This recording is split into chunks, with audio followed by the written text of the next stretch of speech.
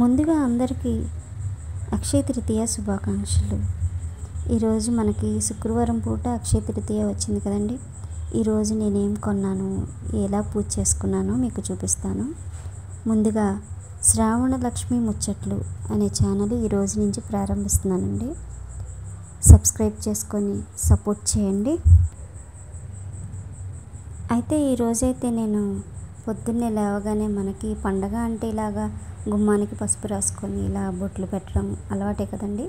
ఈ విధంగా చేసేసుకున్నాను. పొద్దున్నే లేచి మనకి పండగ అక్షయ తృతీయ అంటే అక్షయ తృతీయ రోజు మనం చాలా వస్తువులు కొంటూ ఉంటారు. బంగారం కొనుక్కుంటారు, అలాగే ఇంట్లోకి ఉపయోగపడే వస్తువులు కూడా కొంటూ ఉంటారు.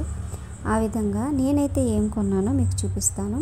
ఈ విధంగా మా తులసమ్మలోనే నేను పక్కనే ఉందండి ఒకటి మనీ ప్లాంట్, అది ఇది కలిసిపోయింది. చాలా చక్కగా పెరిగిందండి తులసమ్మ కూడా. తులసమ్మకి ఎప్పుడైనా సరే మనం తులసమ్మ పూజ చేసేటప్పుడు నేనైతే ఇది మట్టి కుండీ కాకుండా ప్లాస్టిక్ది పెట్టాను. మట్టి కుండీ అనుకోండి, చాలా బాగుంటుంది. నేను ఈ విధంగా అన్నీ రెడీ చేసి పెట్టేసుకున్నాను. ఫస్ట్గా మనకి మంగళసూత్రాలు ఉంటాయి కదండి, పసుపు తాడికి అలాగా పసుపు రాసుకున్నాను, బొట్టు పెట్టుకున్నాను. గుమ్మం పూజ అయిపోయిన తర్వాత ఈ విధంగా చేసుకున్నానండి.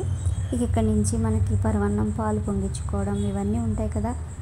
ఎప్పుడు మన పండుగ వచ్చినా మనం ఇవన్నీ చేస్తూ ఉంటాము. కాకపోతే ఈరోజు కొంచెం ప్రత్యేకంగా ఈరోజైతే నేనైతే ఇలాగా ఉప్పు, కల్లుప్పు అంటారు కదా, కల్లుప్పు అలాగే పెరుగు కొన్నానండి.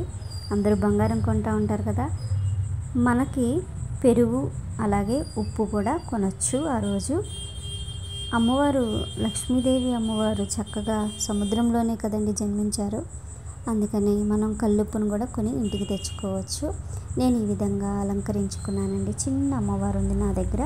ఈ విధంగా అలంకరించుకొని చక్కగా పూలతోటి ఇలా నైవేద్యాలు చేసుకున్నాను.